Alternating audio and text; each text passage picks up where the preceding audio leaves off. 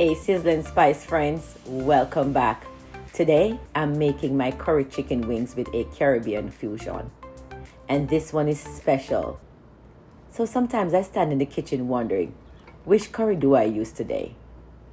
One that has bold, earthy flavor I love, the other brings a different aroma and depth. This time, I stopped trying to choose and brought both together. Stick around. I'll tell you exactly what I do. First, I start with fresh seasonings, scallions, onion, garlic, thyme, bell peppers, and some Scotch bonnet. Then comes the dry seasoning, keeping it simple but full of flavors. First, I started off with my all-purpose Maggi seasoning, the all-purpose adobo, Maggi chicken seasoning, some garlic powder, onion powder. As you can see, I was seasoning up 2 different containers at the same time. One for my brown stew chicken and one for these curry chicken. Then when I was finished, I add some olive oil just to work those flavors right into the bone.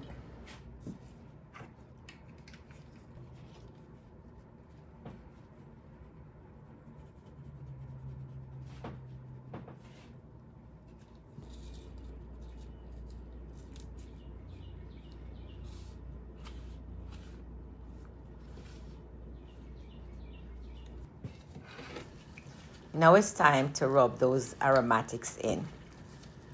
Giving them a good rub, guys, making sure that it's coated evenly right through to the bones.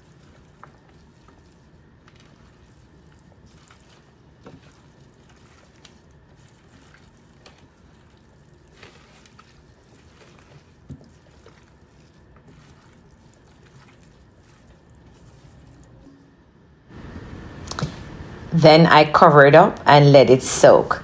I let it sit for about 4 hours, guys. You know, to build a depth of flavor in your seasoning, you have to let it rest. You have to let it sit and build up that aromatics. And it takes a little time. You can do it right away, but the flavor is not the same.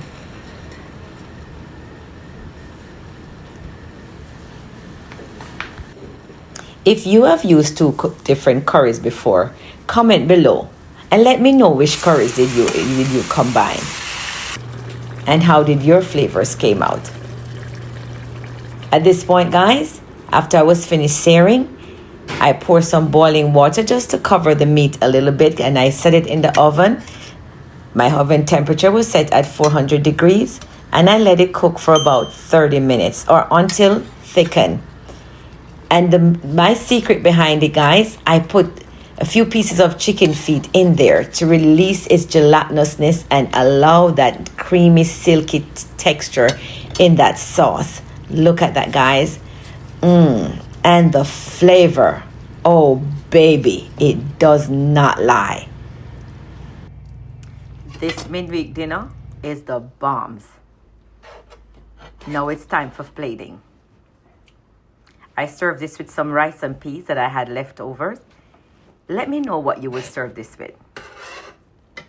This is perfect also with ground provision, dumpling and yam and banana.